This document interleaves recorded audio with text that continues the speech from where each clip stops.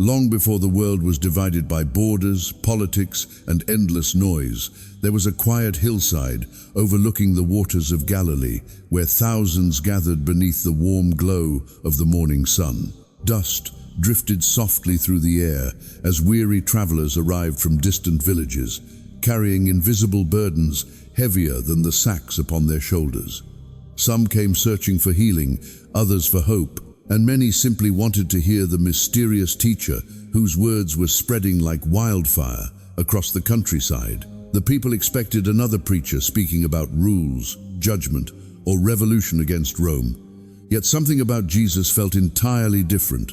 He moved slowly through the crowd without fear or arrogance, and wherever he walked, anxious whispers faded into silence. Farmers with rough, cracked hands stood beside grieving mothers and restless young men dreaming of freedom. Even the wind sweeping across the grassy hillside seemed to pause in anticipation.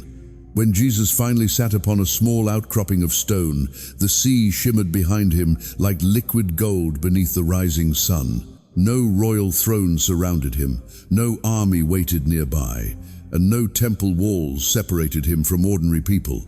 Still, in that breathtaking moment, it felt as though heaven itself had drawn near to listen.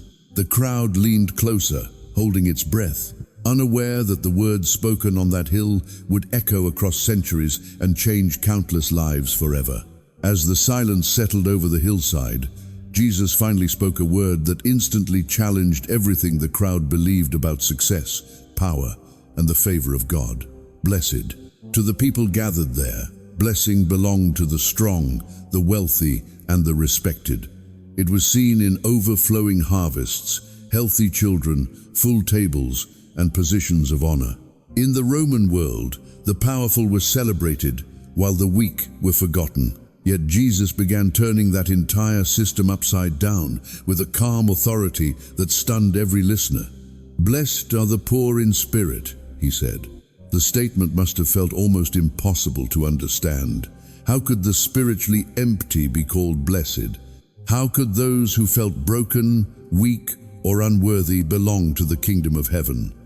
But Jesus was revealing a truth deeper than human pride. He was showing that the door to God's kingdom could never be entered through arrogance or self-sufficiency. It opened only for those humble enough to admit their need. Around him stood exhausted fishermen, grieving widows, laborers crushed beneath heavy taxes, and ordinary people who carried quiet shame inside their hearts. Many of them had spent their lives believing they were unseen by heaven. Yet Jesus looked directly at them and declared that they were not forgotten. He spoke of a kingdom where tears mattered, where humility carried greater value than status, and where mercy was stronger than force. Every sentence dismantled the old belief that greatness belonged only to the powerful. Instead of praising domination, Jesus honored gentleness. Instead of celebrating pride, he lifted up surrender. His words flowed like living water across the crowd, reaching places inside people that years of religion had never touched. For the first time, many standing on that hillside realized that God was not building a kingdom for the elite alone. He was inviting the weary, the wounded, and the searching to come near without fear. In that moment, the entire meaning of blessing began to change forever. The hillside grew quieter as Jesus continued speaking, and his next words reached into the deepest wounds hidden within the hearts of the crowd. "Blessed are those who mourn, for they shall be comforted." In a world where grief was often carried in silence, his voice brought dignity to suffering. Many standing before him knew the ache of loss all too well. Some had buried loved ones too soon. Others carried invisible sorrow from years of poverty, injustice, disappointment, or regret. Life beneath Roman rule had hardened people, teaching them to hide weakness and survive without hope. Yet Jesus did not tell them to ignore their pain or pretend to be strong. Instead, he revealed that heaven sees every tear that falls in secret. He spoke of a comfort far greater than temporary relief, a comfort capable of restoring the human soul itself. Then he spoke of meekness, a quality the world often mistakes for weakness. To the weary crowd, meek people were usually ignored, stepped over, or forgotten by society. But Jesus described meekness as restrained strength, like a mighty warrior who chooses mercy instead of violence. True power, he explained, is not found in domination or revenge, but in the ability to remain gentle while carrying great strength within. These words must have sounded almost impossible in a land filled with oppression and anger. Still, something about his voice carried undeniable truth. Jesus painted the picture of a different kind of kingdom, one where the broken were not discarded and where gentleness carried eternal value. He showed them that God was not searching for the loudest or the strongest, but for hearts willing to trust him completely. In that sacred moment, suffering no longer appeared meaningless, and weakness no longer seemed like failure. Through his words, wounded people began discovering that true strength is often born through humility, compassion, and the quiet endurance of pain. As the morning light stretched across the hillside, Jesus began guiding the crowd beyond outward behavior and into the hidden chambers of the human heart. For generations, people had measured holiness by visible actions, believing righteousness could be proven through strict obedience and public appearances. But Jesus spoke with a depth that unsettled those listening. He explained that evil does not suddenly appear through violent actions alone. It quietly grows inside the soul, long before anyone else can see it. Anger, bitterness, and contempt were not harmless emotions hidden beneath the surface. They were the roots from which hatred and destruction eventually rise. Even lust, he warned, was more than a passing thought. It revealed a heart slowly surrendering its ability to see others with dignity and purity. His words cut deeper than rules ever could because they exposed the invisible battles taking place within every human being. The crowd realized that true holiness was not simply about controlling behavior in public while darkness remained untouched inside. God desired something far more personal, a transformed heart, capable of genuine love, mercy, and integrity. Yet Jesus did not stop there. As if lifting the weight of the message even higher, he turned toward the subject many feared most: enemies. Across the hillside sat men and women carrying painful memories of betrayal, oppression, and injustice. Roman soldiers marched through their streets daily, demanding obedience through fear. Hatred had become almost natural for people struggling to survive. Then Jesus spoke words that must have felt impossible to accept. "Love your enemies and pray for those who persecute you." A heavy silence likely fell across the crowd. Loving family was understandable. Loving friends required little sacrifice. But loving an enemy challenged every instinct of human nature. Still, Jesus described a love greater than emotion or weakness. It was the strength to refuse hatred, the power to poison the soul. He taught that mercy breaks cycles of violence in ways revenge never can. Just as sunlight shines upon both the righteous and the wicked, God continues offering grace even to those who reject him. To love an enemy was not surrendering to evil, it was choosing freedom over bitterness. In that breathtaking moment, Jesus revealed the true heart of heaven, a kingdom where forgiveness is stronger than revenge, compassion overcomes hatred, and love possesses the power to transform even the darkest corners of the human soul forever. The air on the hillside felt heavier as Jesus spoke the words that would become some of the most difficult and unforgettable teachings ever heard by human ears. The people gathered before him understood hardship deeply. Many had suffered beneath the cruelty of Roman occupation for years. Soldiers marched through their villages without mercy. Tax collectors drained families of their last coins, and betrayal often came from neighbors desperate to survive. Hatred had become woven into everyday life, passing quietly from one wounded heart to another like an endless fire. Most people believed revenge was necessary for justice and survival, yet Jesus looked across the crowd and offered a completely different path. Love your enemies and pray for those who persecute you. The command must have sounded almost impossible. Human instinct teaches people to protect themselves, to strike back when wounded, and to hold tightly to resentment after betrayal. But Jesus described a love far greater than ordinary emotion. He was not speaking about approving evil or pretending pain does not exist. He was revealing a strength powerful enough to break the chains hatred creates inside the soul. Every act of revenge, he explained, only continues the darkness. Violence gives birth to more violence. Bitterness feeds more bitterness, and anger slowly consumes the human heart from within. But mercy interrupts that cycle. Forgiveness refuses to let another person's cruelty determine the condition of one's spirit. Jesus pointed to the very nature of God himself. The Creator continues, allowing sunlight to warm both the righteous and the wicked. Rain still falls upon fields owned by good men and corrupt men alike. Divine love does not operate according to human revenge. It reaches outward, even when rejected. This was the true revolution. Jesus introduced not political rebellion, but transformation of the heart. To love an enemy meant choosing compassion while carrying scars. It meant praying for someone who caused suffering rather than secretly hoping for their destruction. Such love demanded extraordinary courage because it required surrendering pride and trusting God with justice. Yet within this command was also freedom. People trapped by hatred remain emotionally chained to those who wounded them. But forgiveness releases the soul from that prison. As Jesus spoke, he revealed a kingdom unlike anything the world had ever known, a kingdom where mercy overcomes revenge, where grace rises above hatred, and where love possesses the power to heal even the deepest wounds carried by the human heart across generations. After speaking about mercy and forgiveness, Jesus turned the attention of the crowd toward a quieter danger hidden inside every human heart: the temptation to judge others while remaining blind to personal failure. The people listening that day were familiar with religious rules and public appearances. Many had spent years measuring righteousness by comparing themselves to those around them.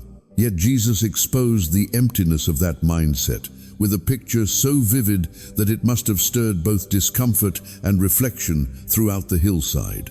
He spoke of a man obsessing over a tiny speck of dust in another person's eye, while ignoring a massive wooden plank lodged within his own.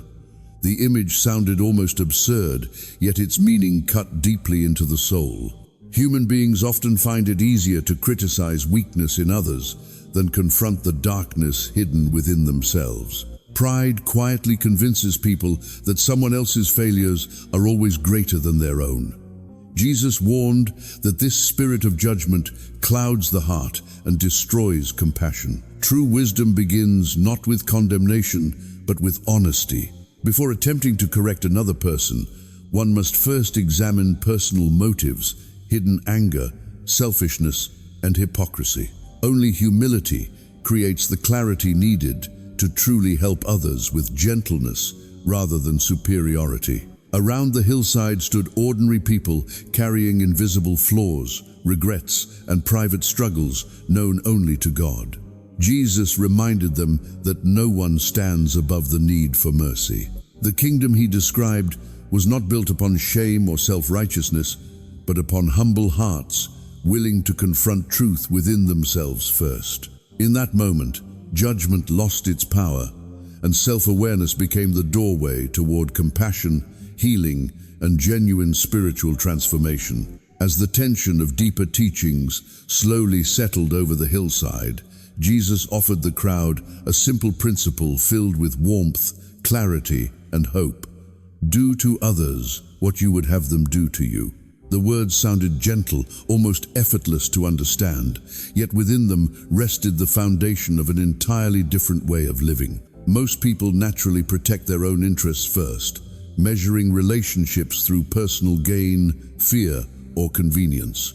But Jesus invited his listeners to step beyond selfish instinct and begin seeing others through the lens of compassion. He challenged them to imagine the loneliness, pain, and hidden struggles carried by the people standing beside them each day. The hungry desired kindness, the grieving longed for comfort, the forgotten needed dignity.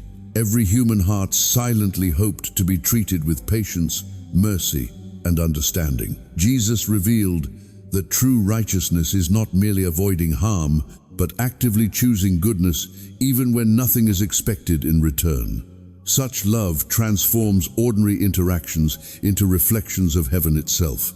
A helping hand, a forgiving word, or a moment of unexpected compassion can carry more power than people often realize. Across the hillside, listeners began understanding that the kingdom of God was not built through force or status, but through everyday acts of grace flowing from sincere hearts. In this simple teaching, Jesus gave humanity a timeless path toward peace, reminding the world that kindness possesses the quiet ability to heal wounds, restore dignity, and draw people closer together, even in the darkest seasons of life. As the day continued and the warm light stretched across the hills of Galilee, Jesus turned his attention toward a burden. Every person in the crowd understood deeply: worry. Beneath their quiet faces lived constant anxiety about survival, family, illness, hunger, and an uncertain future. Many listening that day did not know whether they would earn enough money to feed their children tomorrow. Others carried private fears hidden beneath exhausted eyes and weary expressions. Yet Jesus spoke into that tension with astonishing calm. "Do not worry about your life," he said.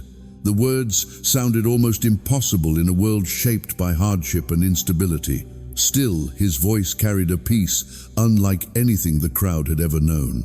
Rather than offering complicated solutions, Jesus pointed toward the natural world surrounding them.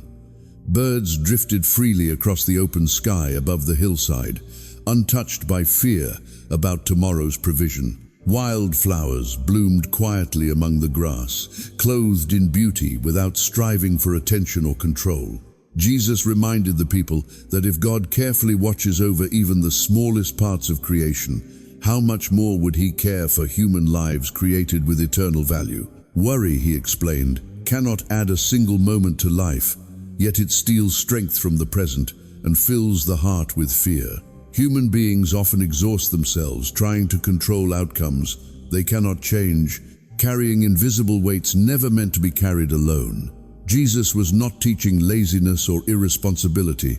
He was inviting people into trust. True peace is not found in perfect circumstances, endless wealth, or guaranteed security. It is found in knowing that God remains present, even within uncertainty. Around the hillside, listeners began realizing that fear had quietly ruled much of their lives. Every tomorrow felt like a battle waiting to happen, but Jesus described a different way to live, one rooted not in panic, but in confidence that heaven sees every hidden need. His words flowed gently through the crowd, like cool water over dry ground, offering rest to souls worn thin by anxiety. Even now, centuries later, the same invitation remains. In a world consumed by pressure, deadlines, loneliness, and endless striving, his message still reaches into restless hearts with remarkable tenderness. Trust the Father. Release the fear of tomorrow. The one who paints the skies at sunset and feeds the smallest sparrow has never forgotten your name, your struggle, or the burdens you silently carry each day. As the sermon moved deeper into the hearts of those listening, Jesus began speaking about the things people cling to most tightly: wealth, security, and the endless pursuit of more. Many standing on the hillside had spent their entire lives struggling to survive, believing that peace could only be found through possessions, status, or earthly stability. Yet Jesus gently revealed how fragile those things truly are. Treasures gathered on earth eventually fade. Rust consumes metal. Thieves steal valuables, and time slowly erases even the grandest achievements. But there is another kind of treasure, one untouched by decay or loss. Jesus urged the crowd to place their hearts not in temporary things, but in the eternal kingdom of God. Wherever a person places their treasure, he explained, their heart will follow. Then his teaching turned toward prayer, not as a ritual filled with empty words, but as an intimate connection between a loving Father and his children. He taught the people to pray with humility, trust, and sincerity, reminding them that God already sees every hidden need before a single word is spoken. Seeking God first meant surrendering the exhausting chase for control and allowing heaven's priorities to reshape everyday life. It was an invitation to live with open hands instead of fearful grasping. Across the quiet hillside, listeners began understanding that true fulfillment does not come from building personal kingdoms, but from belonging to something eternal. In surrendering their fears, ambitions, and desires to God, they discovered the beginning of genuine peace, a peace rooted not in possessions, but in the steady presence of a faithful Father who never abandons those who seek Him. As the golden light of evening slowly settled over the hills of Galilee, Jesus brought His sermon to a close with a final image so powerful that it lingered in the minds of the crowd long after His voice faded into the wind. He spoke of two men preparing to build their homes, each searching for a place strong enough to withstand the years ahead. The first man chose to build upon solid rock. The work was difficult and slow. He dug deep beneath loose soil and shifting sand until his foundation reached something firm and unmovable. The second man, however, chose the easier path. He built quickly upon the sand, avoiding the exhausting labor required to reach the rock beneath. From the outside, both houses may have appeared beautiful beneath the warmth of the sun. Yet Jesus warned that appearances alone reveal nothing about the strength of a foundation. Then the storm arrived. Dark clouds gathered across the sky. Rain crashed against the earth. Floodwaters rose with violent force, and fierce winds slammed into both houses without mercy.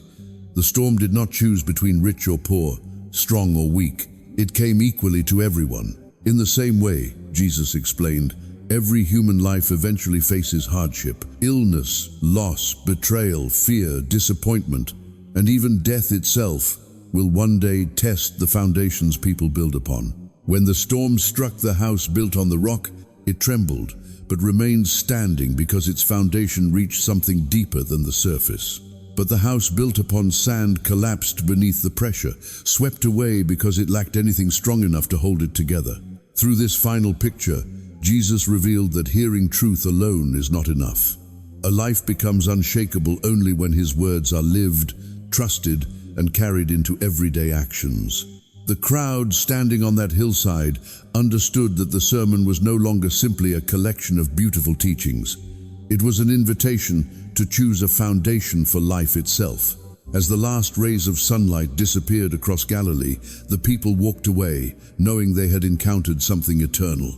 The storm would eventually come for everyone, but only those rooted in truth, faith, and obedience would remain standing when the winds finally passed. The hillside eventually grew quiet, but the words spoken there never faded with time. Long after the crowd returned to their homes, the message of Jesus continued echoing through generations of restless hearts, searching for peace, purpose, and truth. His invitation was never about perfection or religious performance. It was a call to trust, to love, and to build life upon something eternal. Even now, the same choice remains before every soul walking through uncertainty and struggle. The storms of life will come, but hope still stands firm for those willing to follow the light of the King and rest their hearts in His unshakable truth forever.